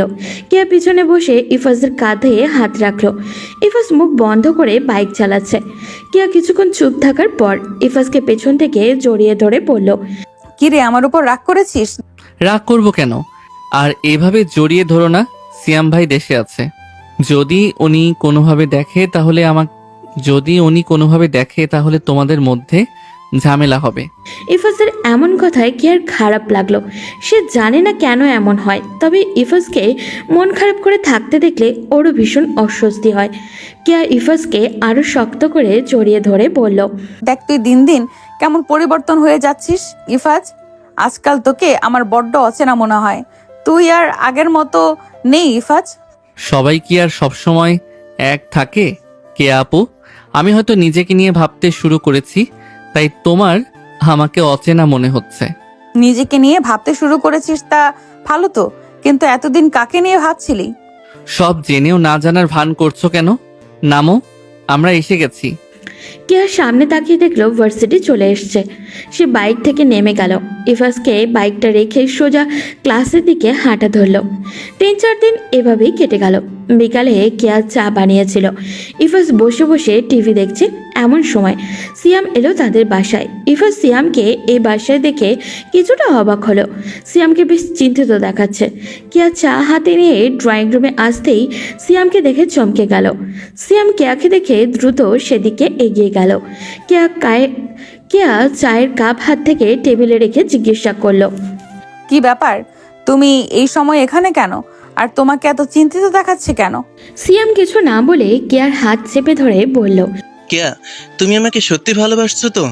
সিয়ামের এমন প্রশ্নে কেয়া ইফাজ দুজনেই অবাক হয়ে গেল। ইফাজ দুজনের কথা শুনলেও এমনভাবে টিভির দিকে তাকালো যেন সে এসব দেখছেই না। কেয়া চিন্তিত কণ্ঠে জিজ্ঞাসা করলো, হঠাৎ এই প্রশ্ন করছো কেন? আর তোমাকে ভালো না বাসলে কি এতটা দিন তোমার জন্য অপেক্ষা করতাম? তাহলে প্লিজ চলো আমরা আজই বিয়েটা করে ফেলি। মানে কি বলছো এসব? আমি যেটা বলেছি ভেবেই বলছি। আমার ফ্যামিলি থেকে জোর করে অন্য জায়গায় বিয়ে ঠিক করা হচ্ছে। আমি তোমাকে ছাড়া অন্য কাউকে বিয়ে করব না। কেয়া, প্লিজ না করো না। কেয়া সিয়ামের কথা কেন জানি বিশ্বাস করতে পারছে না। সে বারবার ইফাজের দিকে তাকাচ্ছে, কিন্তু ইফাজ আগের মতোই টিভির দিকে তাকিয়ে আছে। কেয়া সিয়ামের দিকে তাকিয়ে বলল, দেখো সিয়াম, বিয়েটা কোনো ছেলে খেলা না। আর আমার সাথে ওর এখনো ডিভোর্স হয়নি। আমরা চাইলেই বিয়েটা করতে পারবো না। হঠাৎ করে এসে বিয়ে করার কথা বললে কিভাবে করব? কেয়া, বোঝার চেষ্টা করো, আমাদের হাতে সময় নেই। তুমি কি আমাকে চাও না? দেখো কেয়া, তুমি যদি আজ আমাকে ফিরিয়ে দাও তাহলে আমি কিন্তু নিজেকে শেষ করে ফেলবো। দেখো, পাগলামি করো না সিয়াম। আমার পক্ষে আজ বিয়ে করা কোনোভাবেই সম্ভব না। আমার তোমার দুজনের পরিবারই আছে। আমরা এমন হুট করে কিছু করতে পারি না। তার মানে তুমি আমাকে বিয়ে করবে না? বেশ, তাহলে কাল আমার লাশ দেখতে যেও। সিয়াম, পাগলের মতো করো না। আমাকে একটা দিন অন্তত সময় দাও। এমন হুট করে সিদ্ধান্ত নেওয়া আমার পক্ষে সম্ভব না। ঠিক আছে, তাহলে কাল। আজকে রাতটা ভেবে তুমি সকালেই আমাকে জানাবে।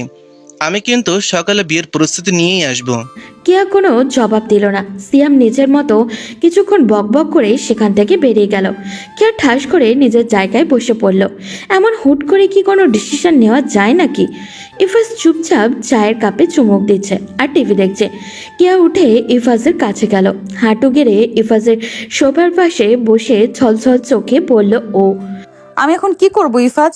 ইফাজ এমন একটা ভাব করলো যেন সে কেয়ার এমন প্রশ্নে ভীষণ অবাক হয়েছে।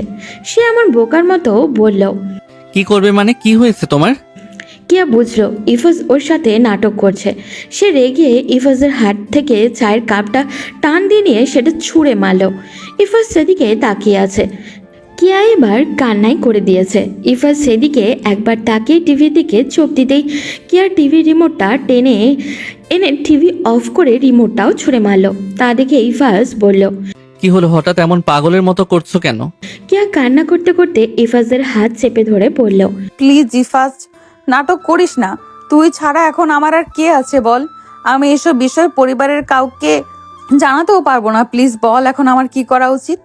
ইফাজ কিছুক্ষণ চুপ করে কেয়ার কান্নামাখা মুখের দিকে তাকিয়ে মনে মনে আফসোস করলো, কিন্তু সেটা প্রকাশ না করে কেয়াকে ধরে সোফায় বসালো ও। কেয়া অনবরত কান্না করেই যাচ্ছে। ইফাজ এবার কেয়ার হাত ধরে বলল, দেখো আপু, আমি আগেও বলেছি, এখনও বলছি, তোমার আর সিয়াম ভাইয়ের সম্পর্ক নিয়ে আমার কোনো অসুবিধা নেই। তুমি পরিবার বা আমার চিন্তা করে নিজের জীবনের কোনো সিদ্ধান্ত পরিবর্তন করো না। তোমার উচিত এখন নিজের মনের কথা শোনা। আমি একটাই পরামর্শ দিব, তুমি তোমার মনের কথা শোনো। তোমার মন তোমাকে যেই পথে চলতে বলবে তুমি সেই পথে চলো। বলেই ইফাজ সোজা নিজের রুমে চলে গেল। কেয়া কি করবে ভেবে পাচ্ছে না। পুরো দুনিয়া তার সামনে অন্ধকার হয়ে এসেছে। সন্ধ্যা পর্যন্ত কেয়া এভাবেই সবাই বসে থাকলো। রাতে খাবার খেতে ইফাজকে ডাকতে গিয়ে কেয়া দেখলো ইফাজ রুমের ব্যালকনিতে দাঁড়িয়ে আছে। পেছন দিয়ে দাঁড়াতেই ইফাজ হক চুকিয়ে ওর দিকে তাকালো। ইফাজ লুকানোর বৃথা চেষ্টা করলে কেয়া স্পষ্ট দেখলো ইফাজের চোখ বেয়ে জল গড়িয়ে পড়ছে। কেয়ার বুকটা কেঁপে উঠল। সে কিছু বলতে যাবে তার আগেই ইফাজ ওকে এড়িয়ে গেল। কেয়া পিছন পিছন আসলো। ইফাজ টেবিলে বসে কিছু না বলে খাবার খেতে লাগলো। কেয়া এক দৃষ্টিতে ছেলেটার দিকে তাকিয়ে আছে। আজ ইফাজকে তার পরিপূর্ণ ম্যাচিওর মনে হচ্ছে। এমন একটা মানুষকেই তো সে চেয়েছিল। কিন্তু সিয়াম দেশে আসার পর থেকেই কেয়ার কাছে ভীষণ অদ্ভুত লাগছে ওর। কেন জানি মনে হচ্ছে এই সিয়ামকে সে কখনোই চায়নি। কেয়া নিজের অজান্তেই প্রশ্ন করলো, আমাকে তুই এত ভালোবাসিস রিফাজ? ইফাজ কেয়ার প্রশ্ন শুনে একবার চোখ তুলে তাকালো, আবারও নিজের খাওয়ায় মনোযোগ দিল ও। কেয়ার কথা বাড়ালো না। পুরোটা রাত নির্ঘুম কাটালো কেয়ার। সিদ্ধান্তহীনতায় ভুগলো পুরোটা সময়। ভোর রাতে চোখ লেগে গিয়েছিল ওর। ফোনের শব্দে ঘুম ভাঙলো তার। সিএম কল দিয়েছে। প্রায় সকাল 10টা। কেয়া উঠে রেডি হয়ে বাইরে আসলো। ইফাজ ড্রয়িং রুমে মন খারাপ করে বসে আছে। কেয়া ইফাজের সামনে গেল। ইফাজ কেয়ার দিকে কেমন অসহায় দৃষ্টিতে তাকালো। কেয়ার মন বলছে এই দৃষ্টির মায়ে সে পড়েছে, কিন্তু সে নিজেও সেটা বুঝতে পারছে না। কেয়ার মন বলছে ওর যাওয়াটা উচিত হবে না, কিন্তু পরিস্থিতি ওকে বাধ্য করছে। কেয়াকে এভাবে তাকিয়ে থাকতে দেখে ইফাজ বলল, এত টেনশন করো না, বেস্ট অফ লাক। দোয়া করি জীবনে খুব সুখী হবে তোমরা। কেয়া জোর করে হালকা হাসার চেষ্টা করলো। বাইরে বের হবে সে সময় একবার ফিরে ইফাজের দিকে তাকালো। ইফাজ একভাবেই ওর দিকে তাকিয়ে আছে। কেয়া বাড়ির বাইরে এসে দেখলো সিয়াম আগে থেকেই গাড়ি নিয়ে হাজির। কেয়া গাড়িতে উঠে বসতেই সিয়াম তাড়াহুড়ো করে কাজী অফিসে যেতে লাগলো। মিনিট 10 পর তারা সেখানে পৌঁছেও গেল।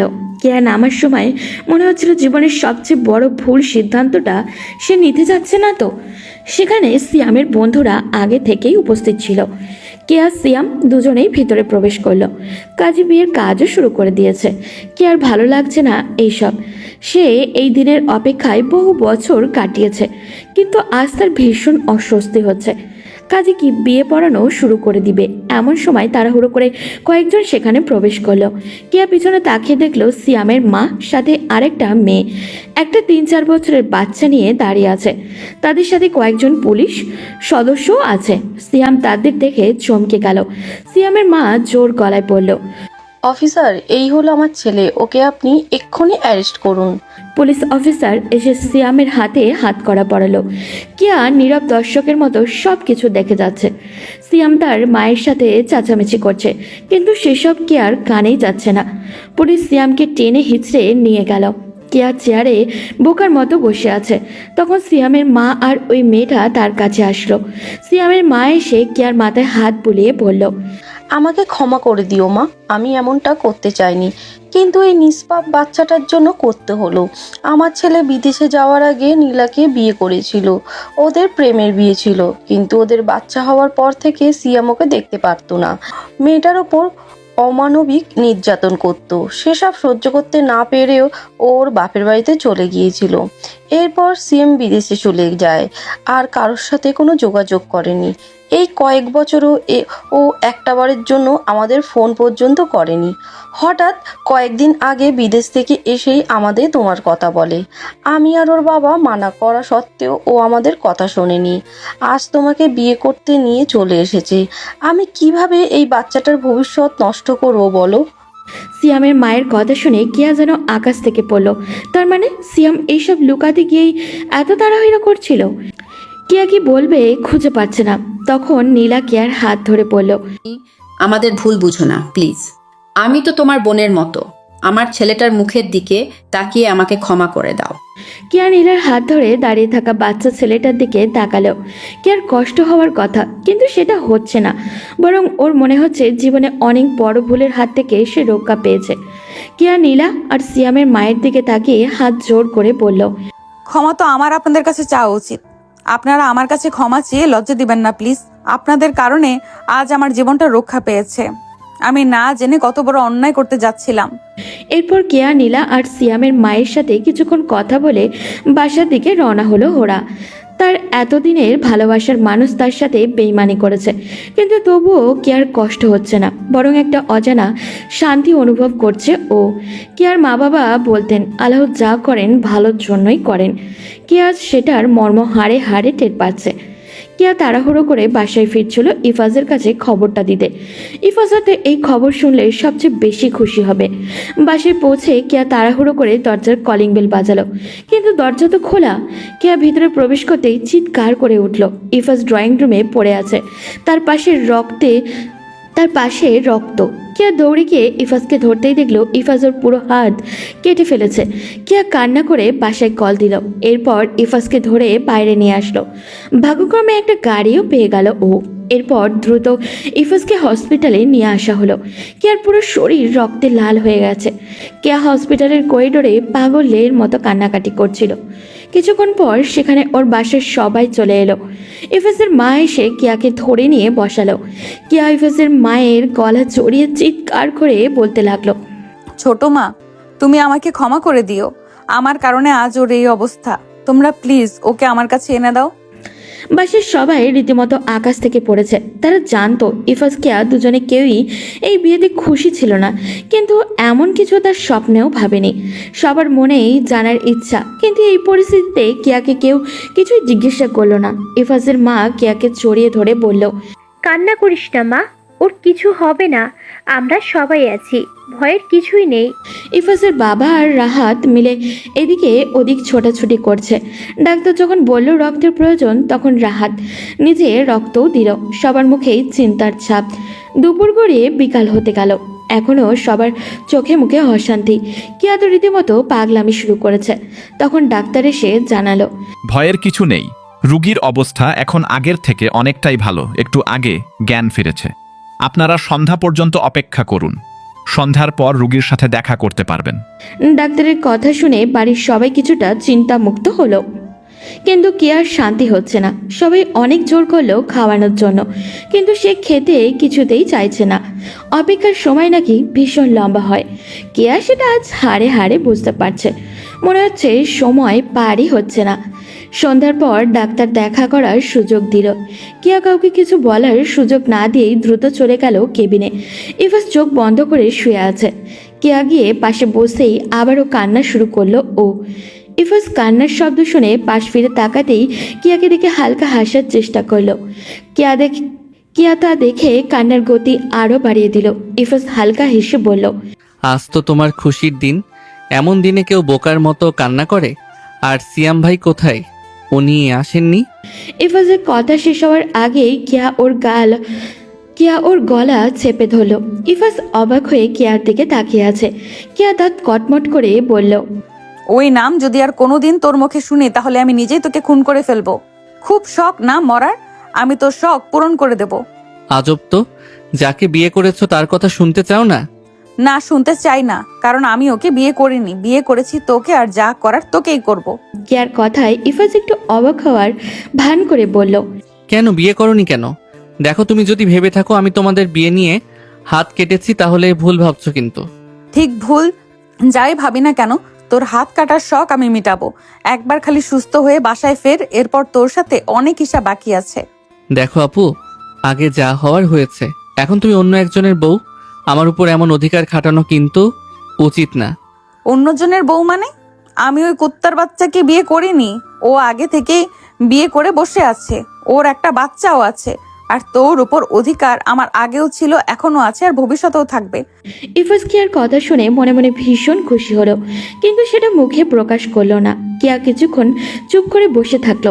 এরপর হঠাৎই ইফাজকে জড়িয়ে ধরে কান্না করে বলল ও, আমাকে ক্ষমা করে দে প্লিজ।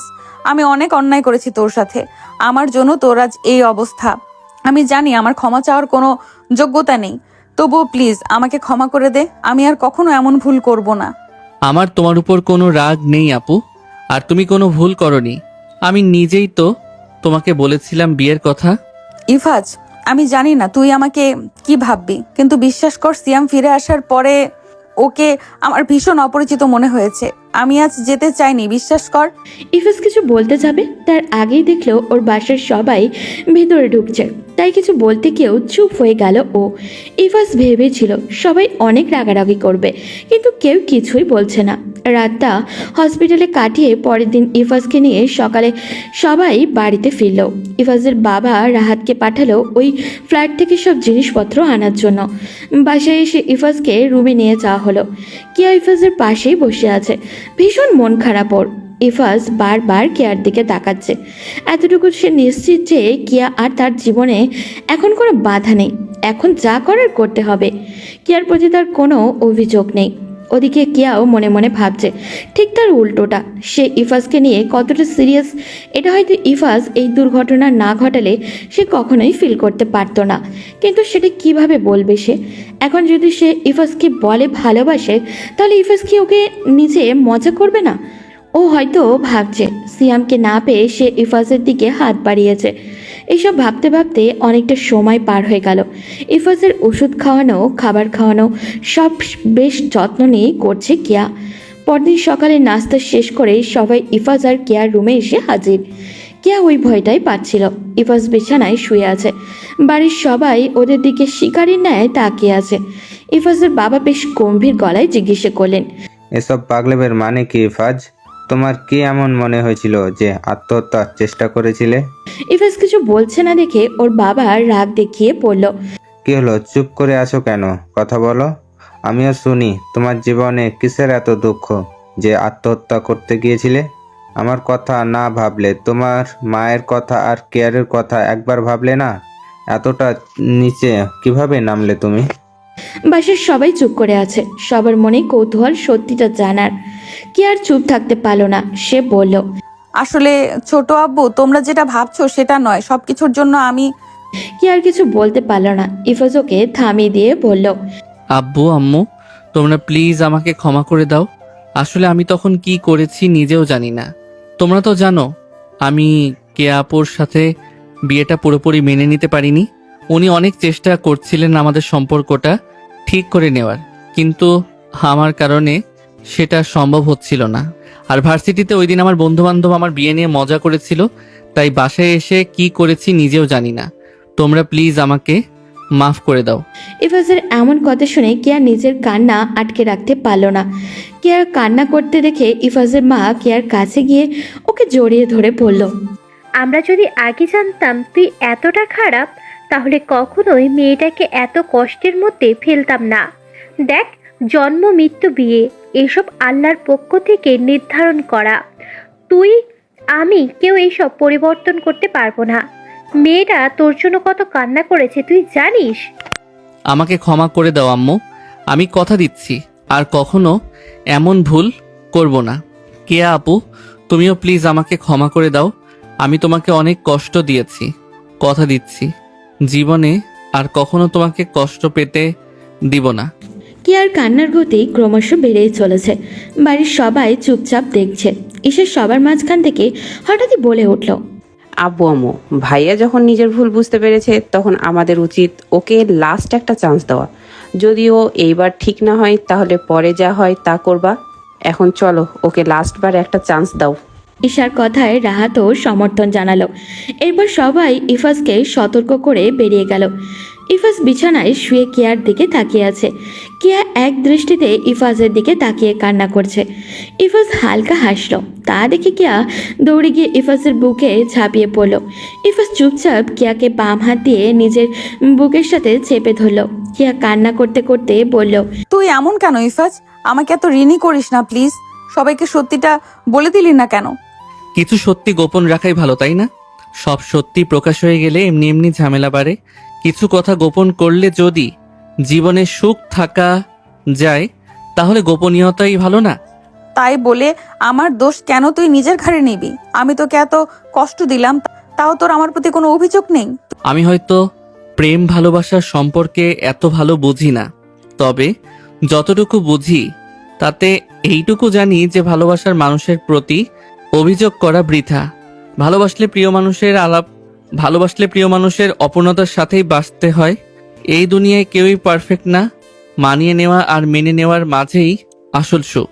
তুই এত কঠিন কথা কবে থেকে শিখলি ইফাজ? জানি না, আজকাল আমি নিজেই বুঝি না আমি কি বলি। আর একটু শক্ত করে ইফাজকে জড়িয়ে ধরলো। ইফাজ সাহস করে কেয়ার কপালে ঠোঁট ছোঁয়ালো। কেয়াটা দেখে ছলছল চোখে ইফাজের দিকে তাকালো। ইফাজ বেশ আবেগ নিয়ে বলল, আমি জানি তুমি আমায় মেনে নিতে পারবে না, হয়তো ভাববে সুযোগ নিচ্ছি, কিন্তু তবুও আমি বলবো, আমাকে কি একটা সুযোগ দেওয়া যায় না কে আপু? একটাবার আমাকে ভালোবাসার চেষ্টা করে দেখো। সত্যি বলছি, তোমাকে কোনো অভিযোগের সুযোগই দিব না, প্লিজ। কিয়া ইফাজের গলা জড়িয়ে ধরে গালে কপালে অজস্র চুমু এঁকে দিল। ইফাজ হা হয়ে তাকিয়ে আছে। কিয়ার কান্না মাখা কণ্ঠে বলল, আমি যে কবে তোকে ভালোবেসে ফেলেছি আমি নিজেও জানি না। সিয়ামকে হারানোর পর আমার একটুও কষ্ট হয়নি, বিশ্বাস কর। কিন্তু যখন বাসায় ফিরে তোর রক্তাক্ত শরীর দেখেছি, আমার কাছে মনে হয়েছে আমি তখন মরে গেছি। তার মানে তুমিও আমাকে ভালোবাসো কে আপু? ভালোবাসি, ভীষণ ভালোবাসি। ইফাজের চোখ ঝলমল করে উঠল। সে কিয়ার চোখের দিকে তাকিয়ে বলল, একটা কথা বলি? Can I kiss you? Just একটা কে আপু? কিয়া গাল ফুলিয়ে বলল, একটা কেন, হাজারটা করবি। তোর বউ তুই করবি, কিন্তু এমন ভাই বোনের কিস আমার লাগবে না। আর একবার আপু ডাকবি না বলে দিলাম। নে এবার কিস কর। বলে কিয়া নিজের মুখটা ইফাজের মুখের কাছাকাছি নিয়ে আসলো। ইফাজ চোখ বন্ধ করে কিয়ার কপালে কিছুক্ষণ ঠোঁট ছুঁয়ে রাখলো। কিয়া মুখ তুলে নিয়ে বলল, এইগুলো ভাই বোনের কিস বাবু। আসো আমি তোমাকে শেখাচ্ছি কিভাবে হাজব্যান্ড ওয়াইফ কিস করে। বলে কিয়া ইফাজের ঠোঁট নিজের ঠোঁটে চেপে ধরলো। ইফাজ চোখ বড় বড় করে ফেললো। কিয়া কিছুক্ষণ এভাবে রাখার পর ইফাজকে ছেড়ে দিয়ে বলল, এটাকে বলে হাজব্যান্ড ওয়াইফ কিস, বুঝলে শোনা? ছি, তোমার একটু লজ্জা নেই? না, তা তো নাই বলতে পারিস। তোর হাত ভালো হয়ে যাক, আরো অনেক ক্লাস করানো বাকি আছে। ইস, যাও তো, আমার নিজেরই এখন লজ্জা করছে। ওরে লে, আমার লজ্জাবতী লতা, লজ্জা পেলে কি বাবা হবি কেমনে?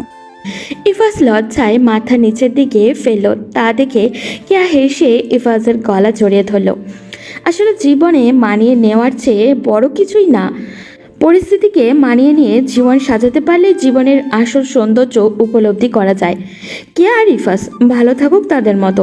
আমরা তাহলে আজ বিদায় নিই। দেখা হবে পরবর্তী কোনো গল্পতে। সেই পর্যন্ত সবাই ভালো থাকবেন এবং সুস্থ থাকবেন।